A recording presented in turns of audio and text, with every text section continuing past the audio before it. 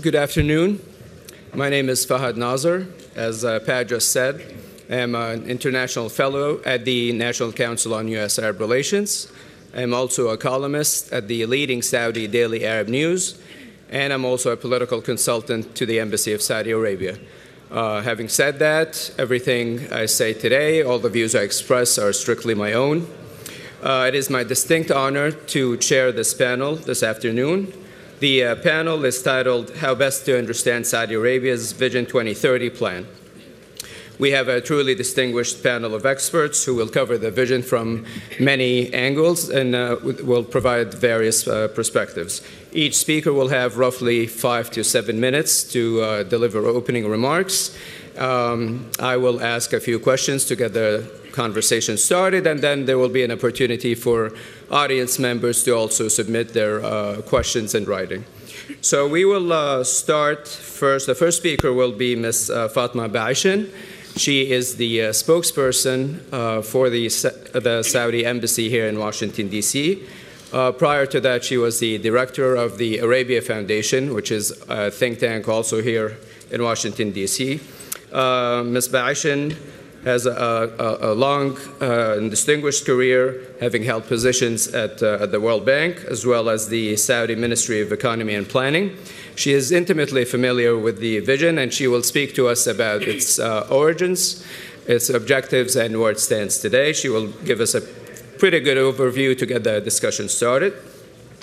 Next will be Dr. Turki Rasheed, who is the founder and CEO of Golden Grass Inc., an agriculture and contracting company based in Saudi Arabia. He is also an adjunct professor at the College of Agriculture and Life Sciences at the University of Arizona. And Dr. Rasheed will delve a little deeper into the vision, and it's my understanding that he will look at it from the perspective of sustainable development. Following him will be Mr. Mike Ryan, who is a strategic markets advisor to the U.S. Saudi Arabian Business Council. Mike's remarks will focus on Saudi-U.S. economic relations, ties, and investment opportunities, with a particular focus on the Saudi Public Investment Fund. After him will be Ms. Manal Kota. She is an education specialist at the World Bank, the World Bank's Education Global Practice, where she focuses on a range of analytical and lending operations in the MENA region. She will focus on the vision's plans and programs for the education sector in Saudi Arabia, more specifically, and that happens to be a subject that I personally hold near and dear to my heart. And last but not least will be Hani Uqaili, who is the managing director at the Washington, D.C.-based FTI Consulting, where he is part of the segment's Energy and Natural Resources Communications practice. Mr. Uqaili will speak about the public perceptions of the Vision 2030, both inside the kingdom as well as abroad. So without further ado, I yield the floor to Ms. Fatimah Baeshen.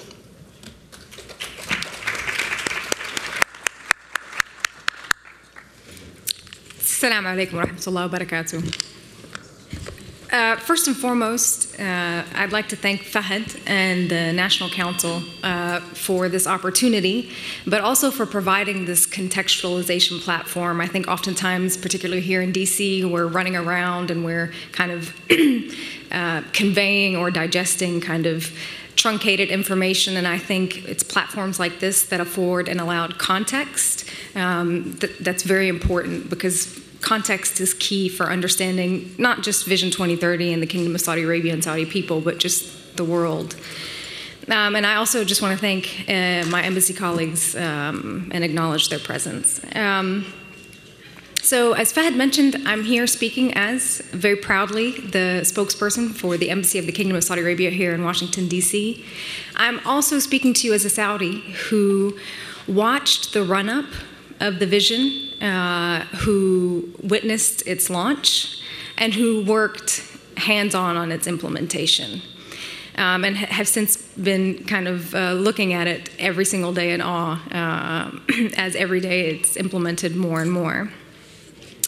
And so within that frame, I thought really long and hard, because I could sit and talk about Vision 2030. If you ask anyone who knows me, I can talk about Vision 2030 all day long. And I thought really long and hard about what angles to come at. And I know my colleagues will come at also very kind of organic, specific angles. The angles that I want to talk about are the intangible implications where we stand now, where I personally see it as a Saudi citizen. Aside from the structural changes in terms of the legal environment, bankruptcy law, all the advancements that women have made just in the last 2.5 years across many different spheres, Ministry of Justice coming into the public space, attending concerts, executive positions, municipal roles, speaking on behalf of the government, all of these things are very kind of tangible examples of the advancements that the vision has allowed us to make within the kingdom and abroad. But there are some very intangible implications that are also important, and the two that I'm looking at are transparency and then the inspirational factor among Saudi citizens. And for transparency, I want to look at specifically the public restructuring as an example, and then in terms of the inspirational aspect, I'll talk about that from a personal perspective. So.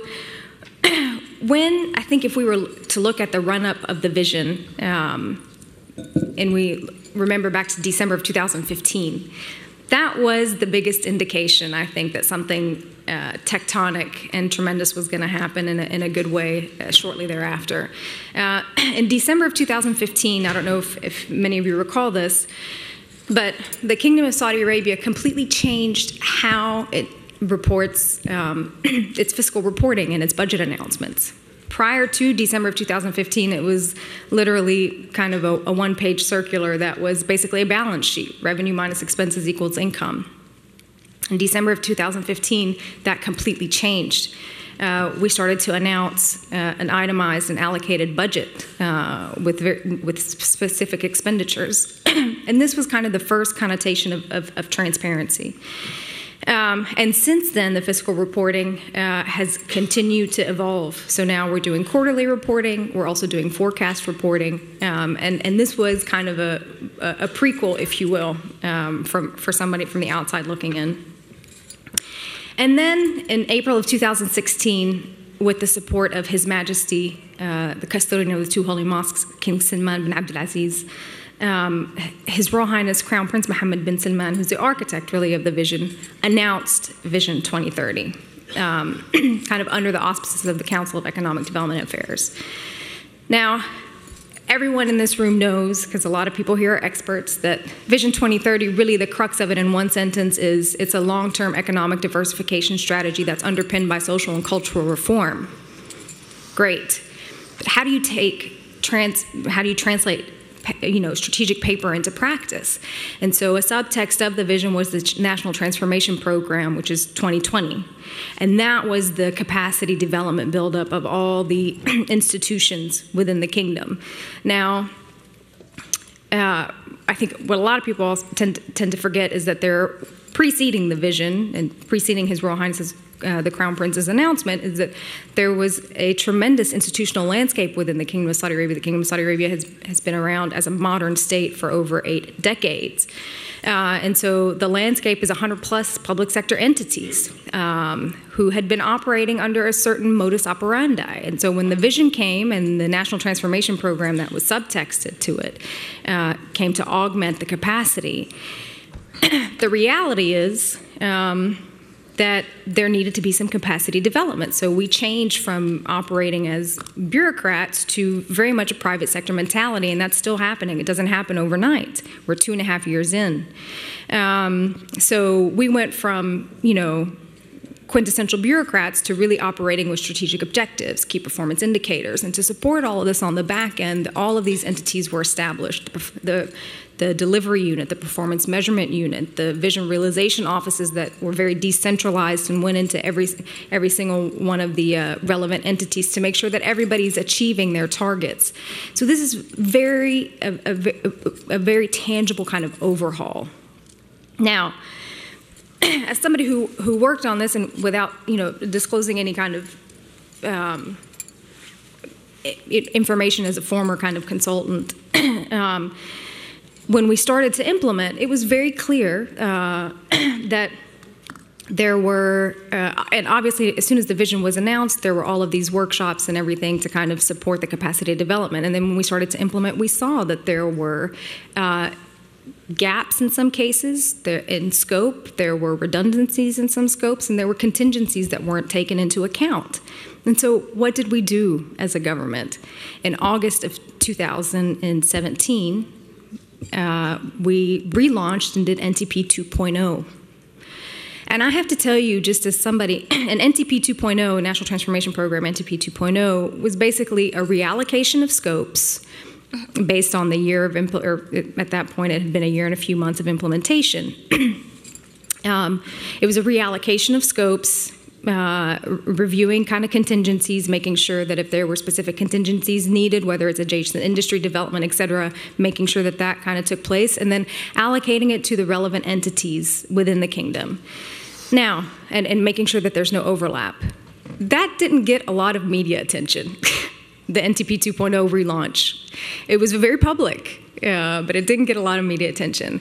And I just have to tell you, and again, I'm trying to detach and speak to you as a Saudi who worked on it, that for me was astounding because it was really another very kind of tangible step in transparency that we took and said, hey, you know what? Vision 2030, we're moving forward, we're achieving it every single day, and my colleagues on this panel will talk about the deals, we'll talk about the industries, we'll talk about all of the developments kind of from an organic bottom-up perspective.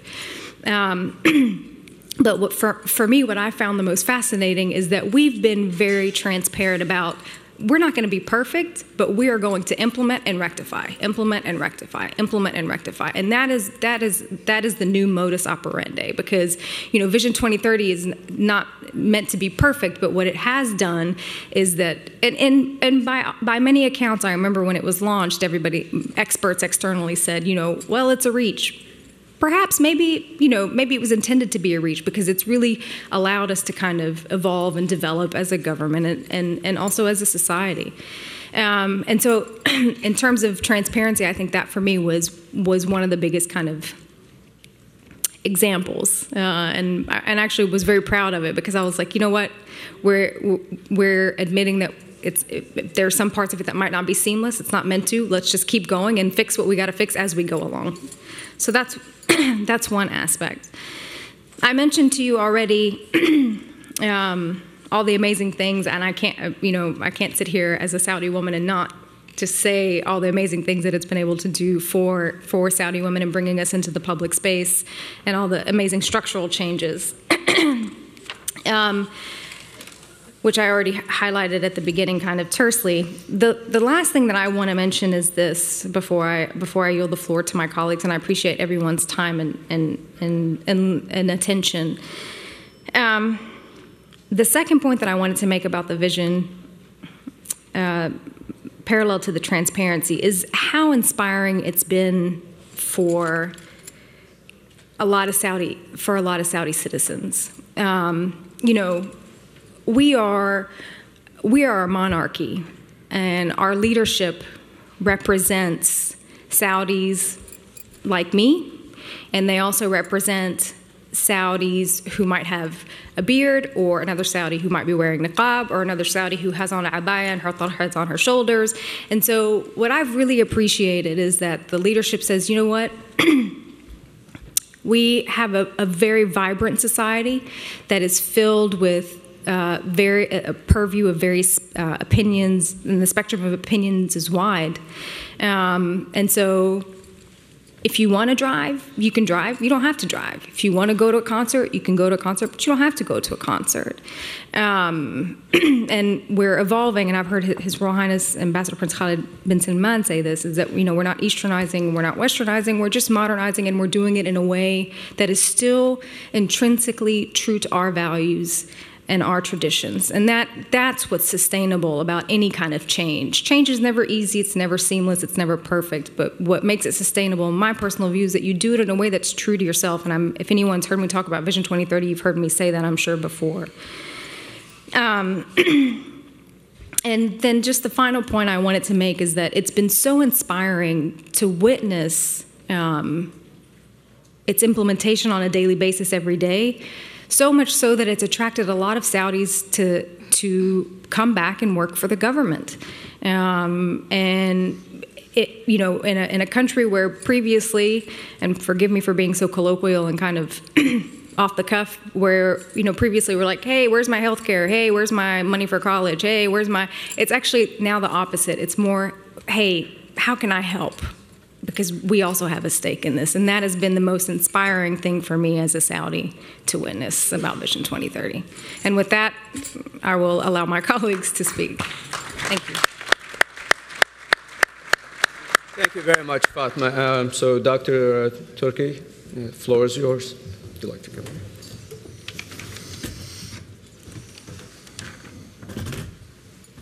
Assalamu alaikum. Glad to be here, but I would like to tell you first, my voice is very harsh, so don't think I'm mad, I'm excited. I'm not. That's the way I was born with it, and I could hope that is you could bear with that. I will also hope that I provoke you and I motivate you to look at it from a completely different angles of what we have. On that note, Mark Twain said, whenever you find yourself in the majorities, you have to stop and reflect. So let's go with the visions.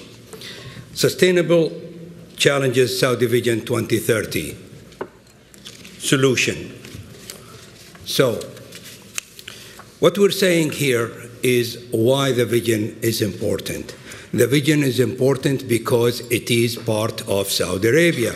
It is part of the Arab world. Today we're about 300 million people.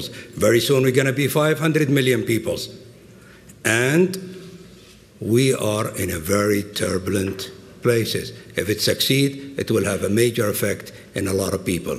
A lot of people don't want it to be succeed because it doesn't serve the interest of the 1%. More trouble, more benefit for the military-industrial compound. I think I got it here. Okay. Reduce oil independent. We have to really work on it. Unfortunately, the GCC been talking about reducing oil independence. But if we look at the real numbers for the last 10 years, it really haven't changed much. They are still depend heavily. In some countries, that number actually went up. It didn't go down. We want to deliver a public sectors, and that's what I think is the major problems in the Arab world. The diversity of the Saudi economy through the lens of the sustainability triple bottom line. When you look at Saudi Arabia, I urge you to look at Saudi Arabia from three lenses. One, Qiblat al-Muslimin. Number two is the World Bank Reserve for oil. Number three, it's in a very turbulent area. Why it's in a turbulent area? Very simple. They have a lot of money. People want to create more troubles, more weapon, more profit for the 1%. $1 billion. One airplane costs $1 billion. Do you realize how much $1 billion we can do programs, whether in the US or in Saudi Arabia or in the rest of the world? We will go here with economic sustainability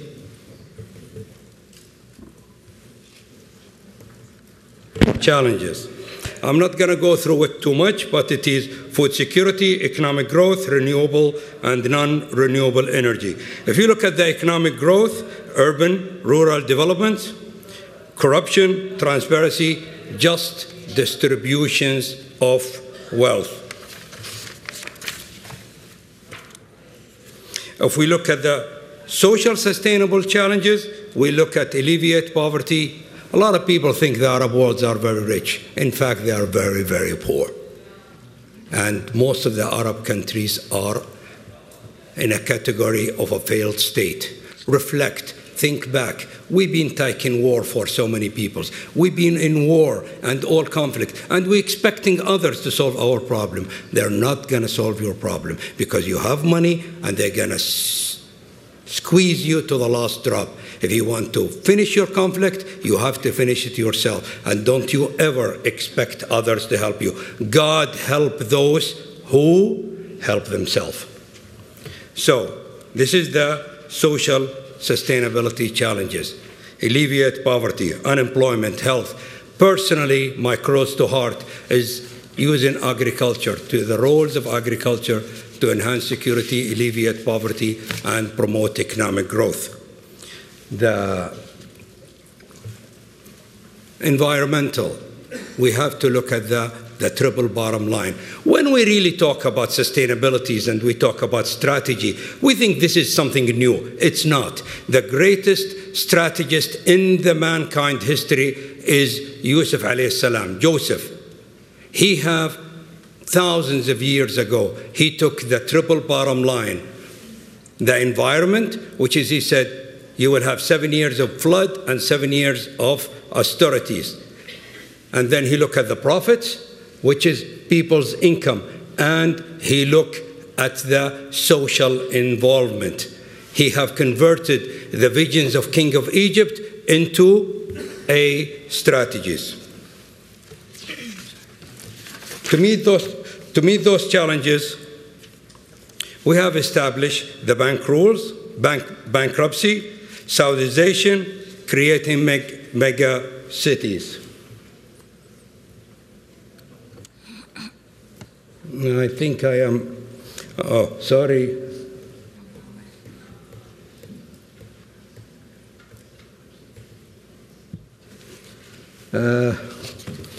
We have created the Vision 2030 realization program. If you cannot measure it, it doesn't exist.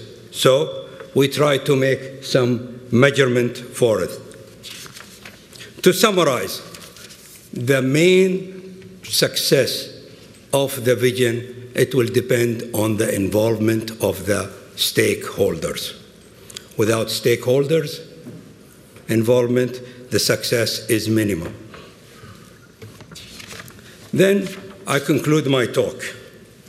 Saudi Arabia's sustainable development is a must, because if we don't, we're really going to have a lot of troubles in the region, more trouble than what we are existing now. We see Saudi vision not only as a statement, but it really has to affect the peoples, and it has to improve their life. I have cut my presentation, and you will see online there is more data on this visions. The solution, I honestly believe, that is the role of agriculture to enhance security, alleviate poverty. Rather than we give, just Saudi Arabia gave $100 million to Syria a few weeks ago.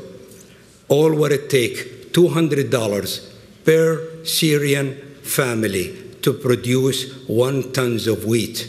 1 ton of wheat, that's enough for a Syrian family to feed them for 1 year. So 200 million, we could feed 6 million Syrian. My devoted of my life, what I want to devote the rest of my life to, is to take some small percentage of that money and give it to donations, that is as a programs to alleviate poverty, promote economic growth. Thank you very much for your listening.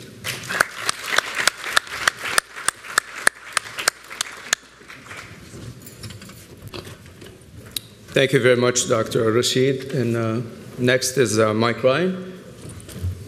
You sure you want me to be next? You're on the schedule, so. Assalamu alaikum. And good afternoon. My name is Mike Ryan. I'm with the U.S. Saudi Arabian Business Council, and I'll be speaking about the Vision 2030 and how it relates to the U.S.-Saudi relationship. In my opinion, and what we've seen, is that Vision 2030 for Saudi Arabia isn't just an economic transformation. What it is doing, it's creating jobs, it's localization, it's developing stronger partnerships between American businesses, Saudi businesses, as well as the United States and Saudi Arabia itself. And in one instance, what I'll be focusing on is the PIF, the Public Investment Fund. The Public Investment Fund is the sovereign wealth fund for Saudi Arabia, and right now they're at 600 billion Saudi riyals, and their goal is to get to 7 trillion Saudi riyals. And one area of focus that I'm working on is with the Saudi Arabian Military Industries, otherwise known as SAMI. And what they're doing is that they're working on, which is developing these partnerships between U.S. defense companies, the OEMs, the Boeings, the Lockheeds, Northrops, as well as their subcontractors, so that way they can manufacture parts in Saudi Arabia. So any of these MRO contracts that go out for the F-15s and everything like that, they are done in Saudi Arabia. And the goal of SAMI is to create about 40,000 jobs by 2030. And these are Saudi jobs for Saudi citizens. This is a huge undertaking that hasn't been done for quite some time right now.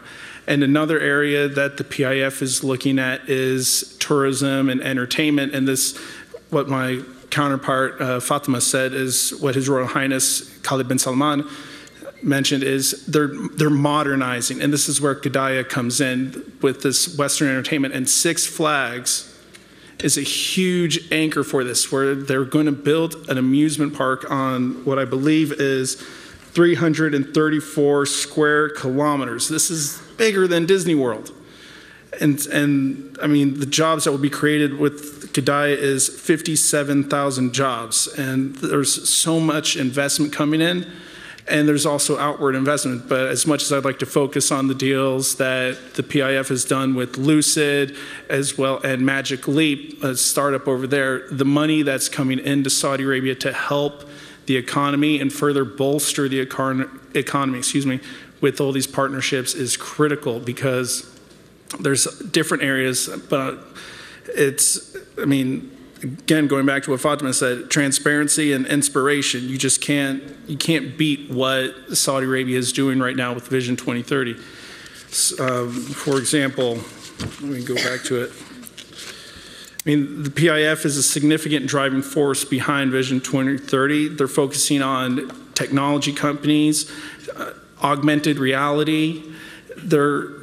From what I read the other day, is that the goal of PIF and Vision 2030 is to change the economy, not from a petrochemicals economy, but to a technology economy. And this is where AR companies, the Magic Leaps, and the Giga projects like Qiddiya and NEOM come in. And NEOM, which I haven't mentioned, is a $500 billion investment that is spanning most of the northwest of Saudi Arabia, is going into parts of Jordan and parts of Egypt. And it's going to be tourism, it's going to be pharmaceutical, biotech, healthcare.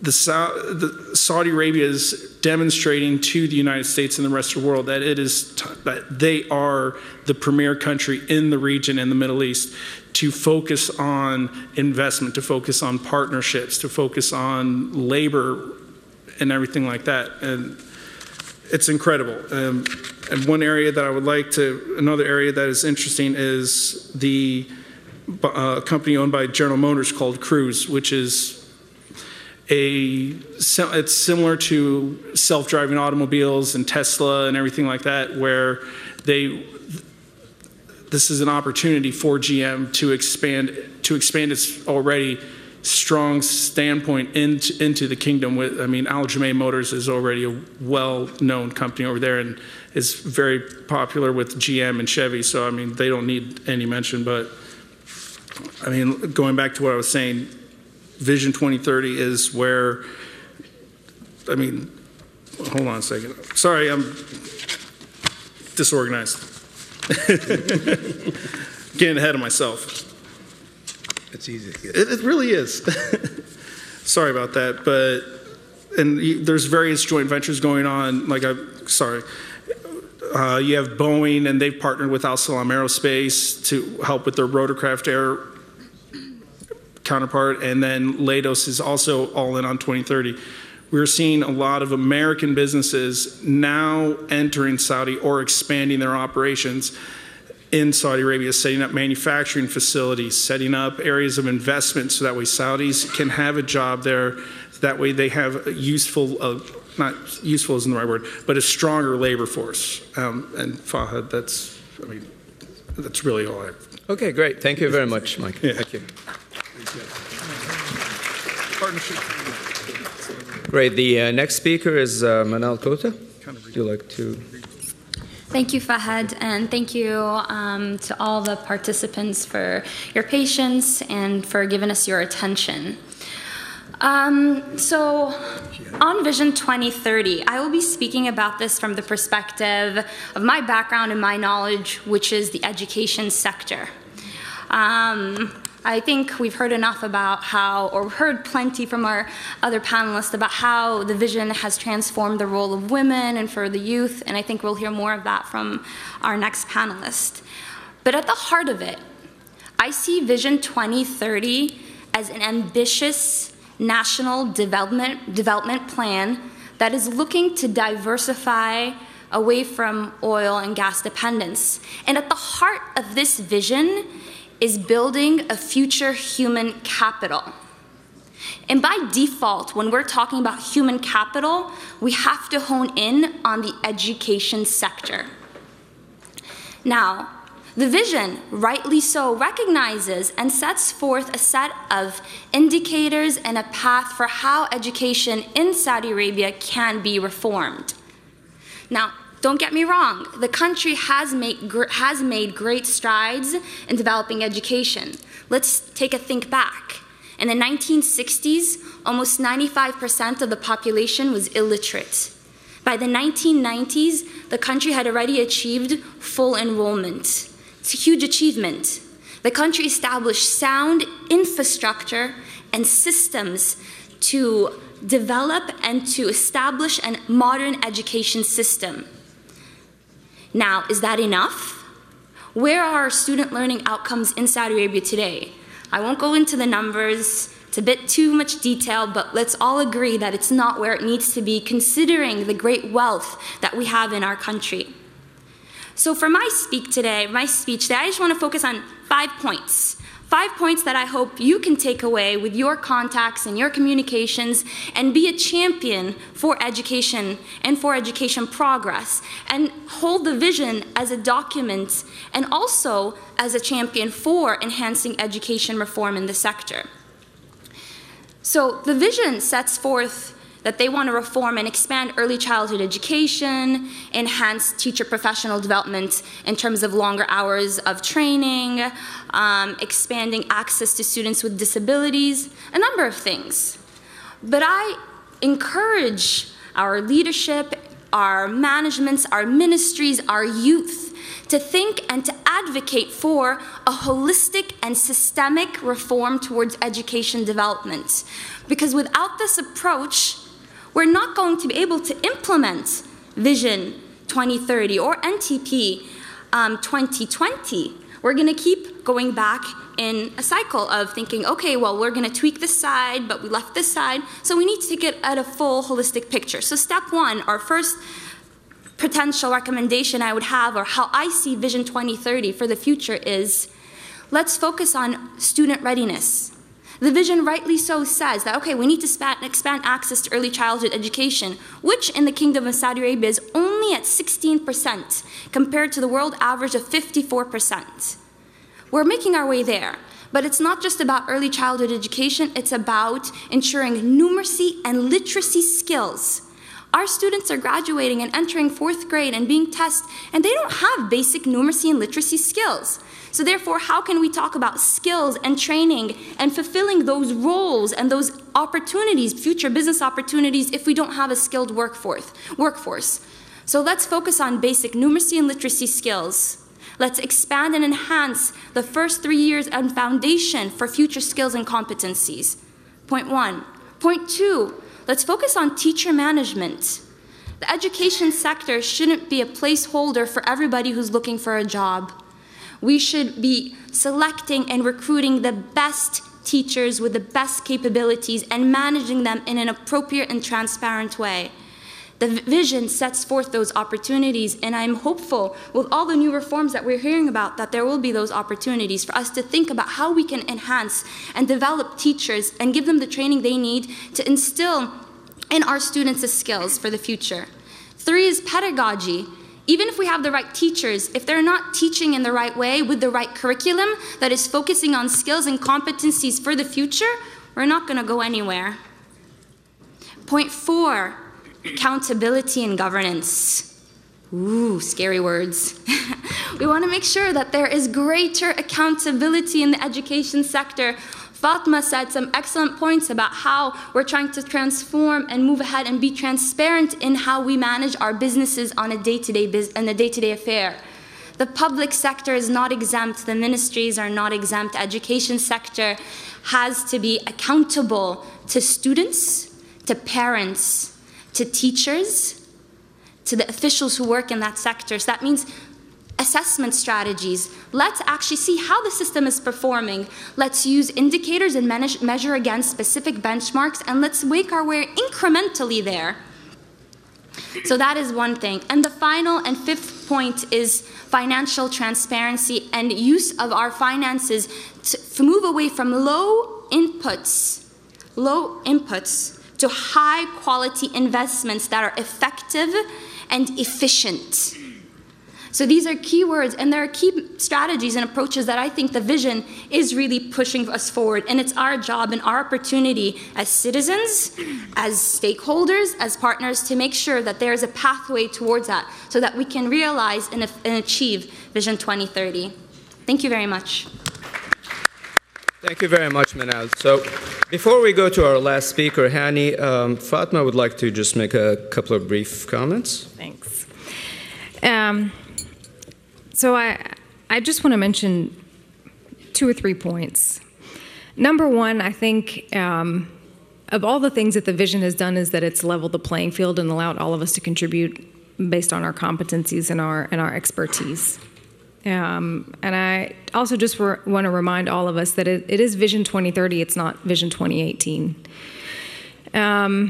And without kind of breaching any kind of confidentiality or anything like that, I think just because we haven't seen specific strategies doesn't mean that they don't exist.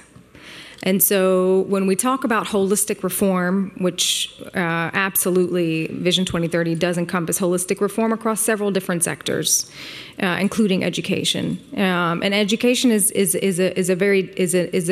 a fascinating one specifically because you're talking about the platform, and now here I'm very much detaching. I'm speaking to you as a Saudi who worked on a lot of different things there. You're talking about the platform that basically builds kind of national identity. And so I just wanted to,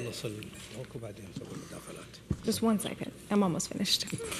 I just wanted to mention that it's also the platform that builds national identity. So as you start to kind of inject STEM's development and you start to inject kind of career education development post-graduation so that way you can find a job and look for a career, et cetera, and how you engage parents in the learning process and how you develop teacher skills and how all of that is a very, and also structural reform, infrastructure reform in terms of, upgrading buildings and technology and using all of these things for education development. All of that takes time.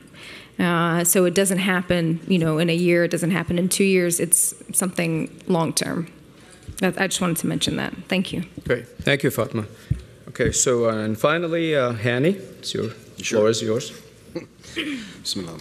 Assalamu alaikum wa rahmatullahi wa barakatuh. Just 2 very quick announcements on the back of what Fatimah said about a lot of people going back home to work for the government. I am one of them. So my official title is not Managing Director at FTI as of today. I will be moving back to Riyadh to work in one of the government entities to be able to help with this vision.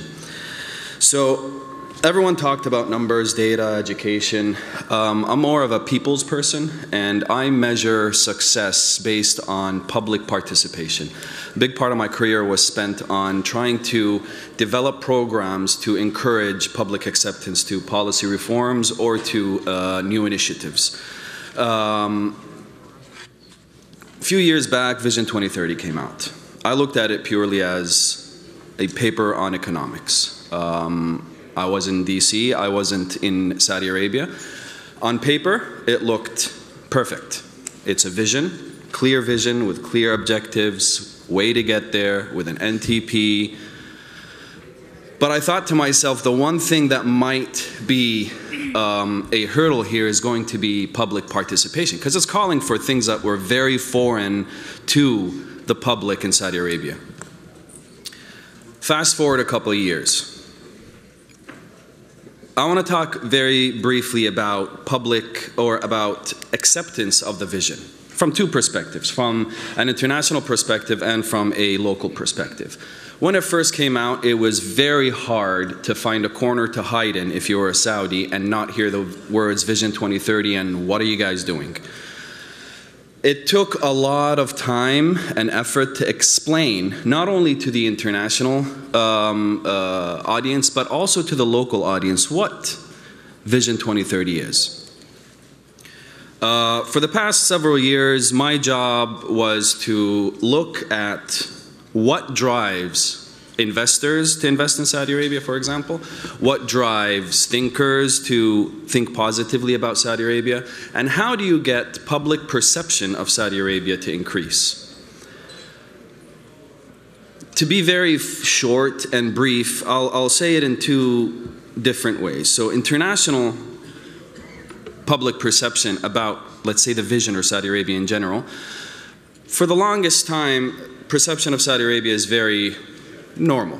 I mean, it's not good or bad, it's always kind of in the middle. Now, Vision 2030 comes out and you see a lot of rhetoric, a lot of talk, a lot of news coverage, a lot of this and that.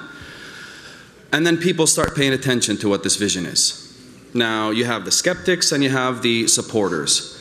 But the outcome was, from what we've seen in either research or just regular interactions, once the vision is actually explained properly, the buy-in is there. And I'll give you very simple examples of international investors.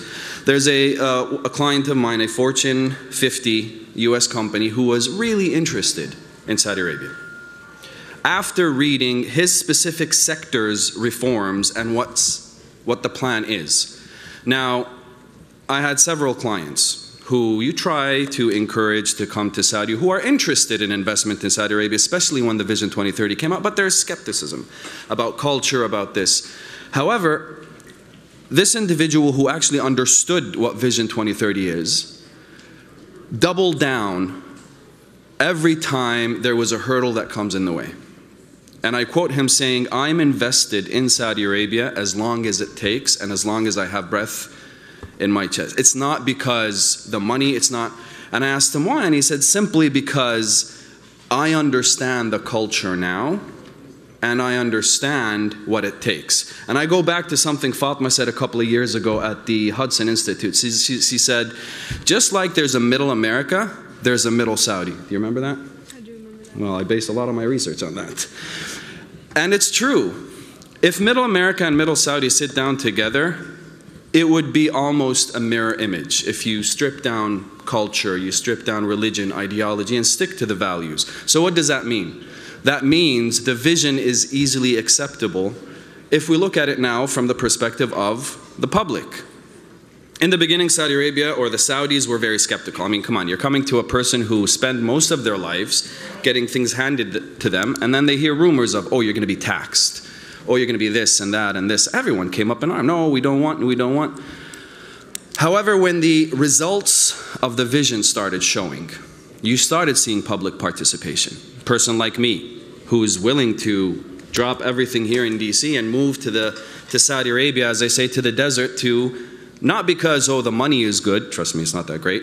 Not because, you know, it's easier life. No, it's because I have two daughters.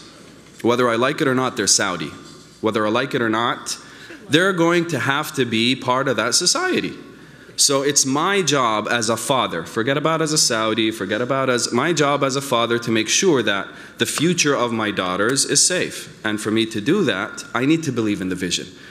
But believing in the vision also means that you have to point out some things that need to happen. And one of the most important things that I think need to happen, and it's evident to us over the past couple of years, explain the vision. A lot of people don't understand the vision. Most importantly, and this is from personal experience, a lot of people working on the vision don't understand the vision.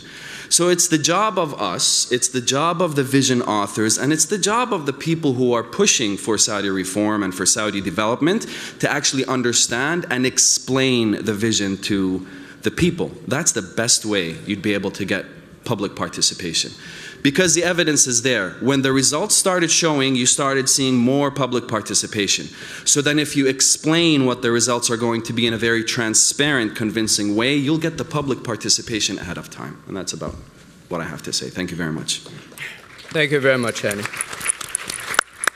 So we have a number of questions from the audience, but I'll go ahead and ask a couple of my own based on some of the discussions, or maybe some of the topics that didn't come up during the remarks. I believe it was last week, the second Future Investment Initiative was concluded in Riyadh.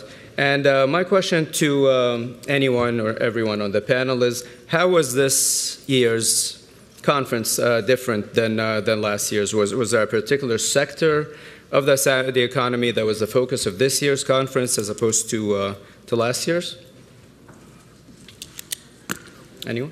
Yeah, please. So just from interacting with the members of the Business Council that did attend, even though there wasn't a Jamie Dimon personality there, they're able, from my understanding, is that the U.S. companies that were there were able to get better exposure and actually were able to close a few more deals than they were able to the first time around. Okay, great. So one of the keys, I think, to the success of the vision, and this has already come up, is obviously what happens to the Saudi labor force. The Saudi government has been trying to increase the percentage of Saudis working, particularly in the private sector, for a number of years. So I'm wondering where that effort is at this point. Fatimah or anybody else also on the panel, please. Take that. So I think the Saudi labor market is an interesting one. So, and this is also an interesting time as Vision 2030 is kind of being implemented as we speak. And so typically before you would have, I'll talk about two tiers, kind of expertise tiers and then kind of the organic tier, the raw talent tier. Typically before you would have the expertise tier flood to the private sector. Banking sector, financial industries, real estate, et cetera. And now what we're seeing is kind of that expertise tier go towards the government, the public sector. So that's one fascinating angle. I know that might not be the one that you're asking about.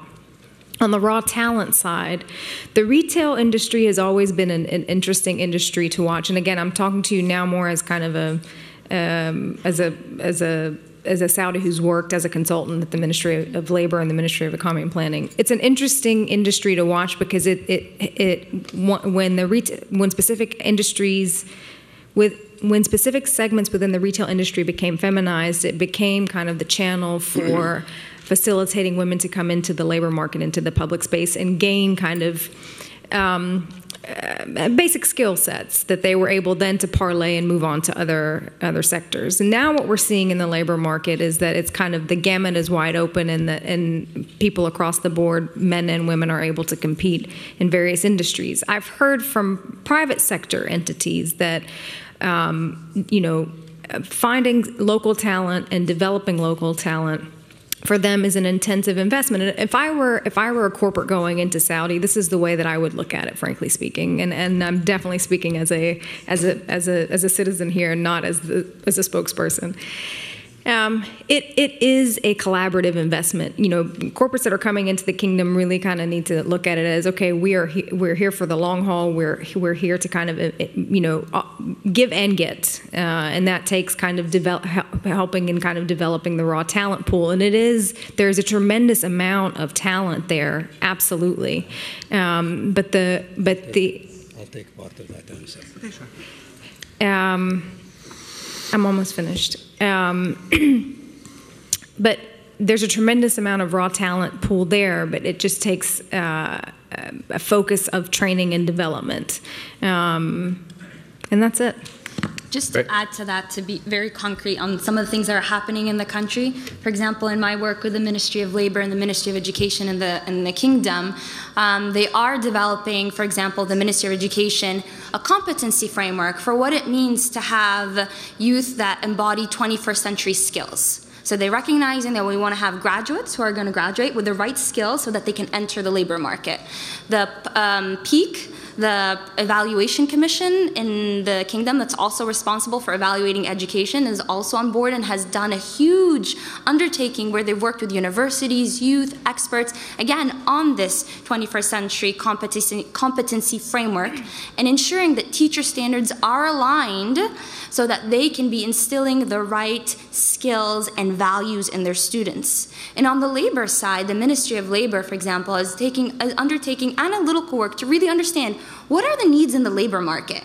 What are the skill sets that our citizens have? And is there a mismatch? And trying to use analytical data to understand where do those mismatch exist? Where do we need to invest financially in making sure that the trainings and opportunities are available to ensure that there is an adequate supply of young Saudi citizens who can enter the labor market, and so that they can bolster demand from the private sector as well. Because as we know, a lot of the Saudis tend to go to the public sector. So by upskilling our youth and really honing in on the knowledge and skills that they need, that is something that the country is really trying to work towards, and it is a long-term process. Great, thank you, Dr. Rasheed. I'll take an answer for this because I was part of it. If you remember, some of you might remember, in the 80s, the price of oil dropped from $30 to $7. And at that time, we had about 800,000 foreigners in Saudi Arabia. Then what happened?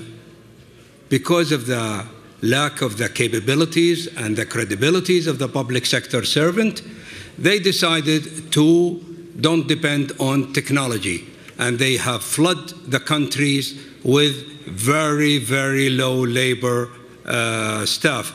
And then their measurement or strategy is 1 square meters per room. So within 2 years, we have jacked the number from 800,000 to nearly 2.5 million. How could we go from here? Let's look at the real problem. I honestly think we should go with artificial intelligence that is with Saudis could replace, with artificial intelligence, we could replace 10 workers, an average salary of 2,000 riyals for the workers. If we get a Saudi 10,000 riyals, that's we have saved 50%. So with artificial intelligence, we could take. You have to understand, Saudi Arabia is a chemical company. It's basically that's where we are.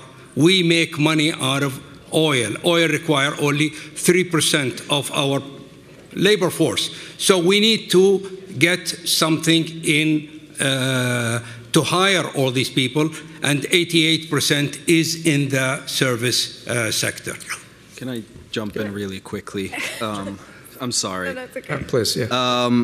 The one thing I wanted to mention, but I thought not to mention, and I think this is a very good opportunity for this, with all due respect to Dr. Turki, this is a generational issue, okay? I agree with Dr. Turki about the fact of let's automize, let's introduce artificial intelligence. But the matter of the problem at hand is not how do we fill jobs in the labor force. The matter at hand is how to get unemployment low. Exactly. And the thing here is, I think, again, with all due respect, I have this argument with my father all the time. I think it's time to, I don't want to say step down, but I want to say give a little bit of space for the younger generation to come out. And I'll tell you why. If you look at, obviously, the numbers are there, the largest portion of the Saudi population is youth and all that kind of stuff, but let's look at actually who is making these investments, driving these thoughts. They're all young people who are speaking a language that, frankly, I do not understand. But when I picked up a dictionary and started understanding it, it makes sense. It doesn't make sense because it's the right thing. It makes sense because this is what works right now with the population that we have.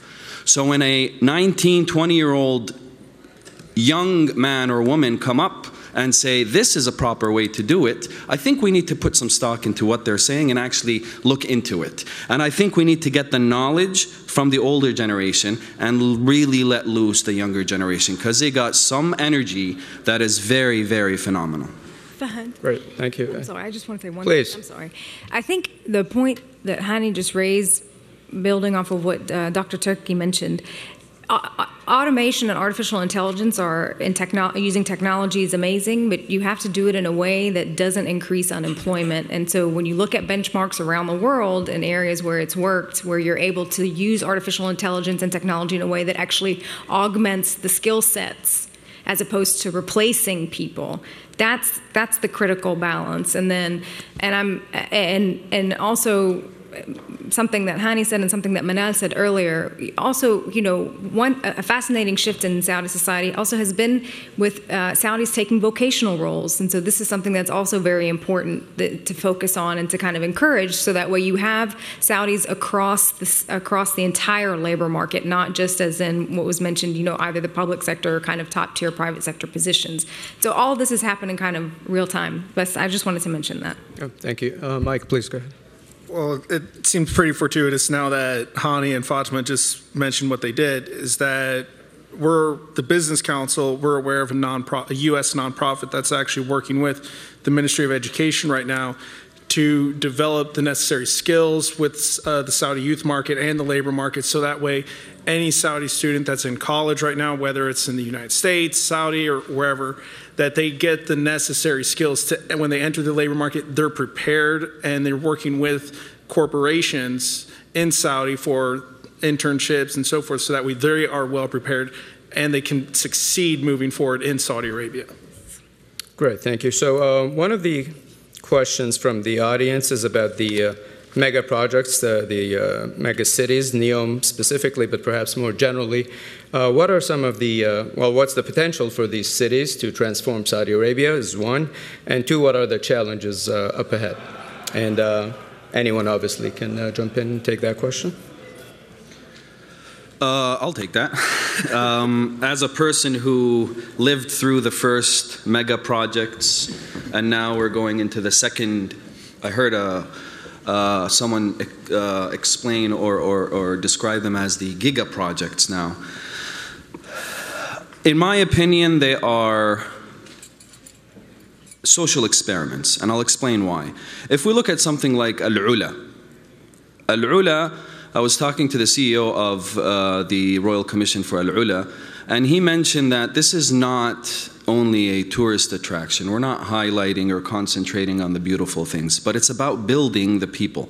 So he spent some time talking about the education programs for Al-Ula residents and the vocational programs for Al-Ula residents. Why am I saying this?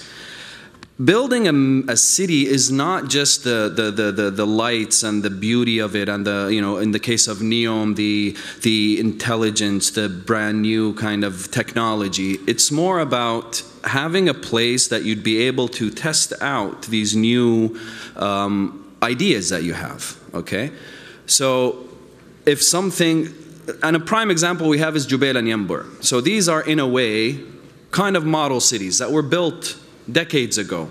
But see the effect of these two cities, the effect they have on the rest of the population. Not necessarily from a technology perspective or anything else, but it's a city that had a local population. That local population now has sets of skills that they got over the years because of that specific city. So something like NEOM, when it becomes what it becomes, where it's the hub for technology, the hub for artificial intelligence, that is going to seep into the rest of the population. And in the case of NEOM, it's not only going to be Saudi Arabia, it's going to be 3 other countries. So when that knowledge and that transfer of knowledge seeps into the population, you're going to get a more mature, a more productive population that's going to take that model and implement it in old existing cities.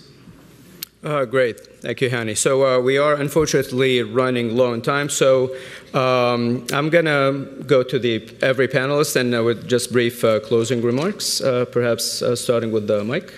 Again, you really want to start with me now? I don't really have much of a choice. Well, in closing remarks regarding Vision 2030, I just see it as the potential's there for Saudi Arabia to level the playing field regarding technology innovation, regarding manufacturing partnerships, public-private partnerships, and so forth.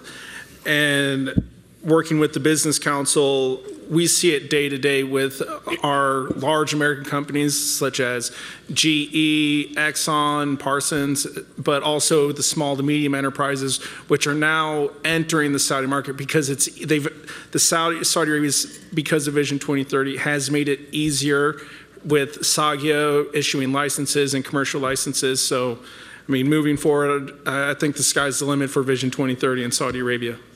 Great. Dr. Turki? Back again to Yusuf. He had two targets, one which is 14 years, and one is 1 year, which is a growing season. Governments have a limited resources to achieve their strategies. We did have a successful strategies when we achieved food securities. Saudi Arabia did.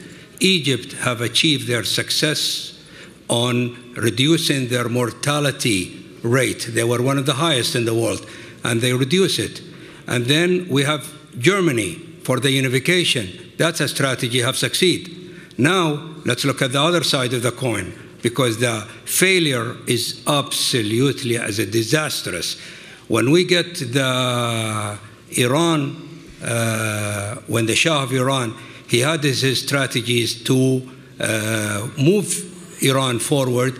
He have lacked all the supports of the stakeholders. And you know what's the result of Iran? The same with Russia. They have taken the state-of-the-art, peoples from Harvard and the World Bank, but they did not use the the Russians stakeholders, and you know what's the result. So my take is stakeholders' involvement to achieve the Saudi strategies with a short-term goals and a long-term goals. We do need it. Great. Thank you, Dr. Turki. Fatimah, please. I've said the majority of my piece. I will just kind of loop back and just say that Vision 2030 is a long-term strategic aim. Every day we're witnessing its implementation. Is it perfect? No, it's not meant to be perfect. We've taken an implement and rectify approach, which I think is outstanding and it is exactly very practical and pragmatic. We've managed in the last 2.5 years to completely shift public sector mentality, where that was pointed out earlier. Typically, that's where everybody wanted to migrate to because it was easy to work there. That's no longer the case. That's where people still want to migrate to, but it's not easy. It's hard work. Private sector mentality kind of driven.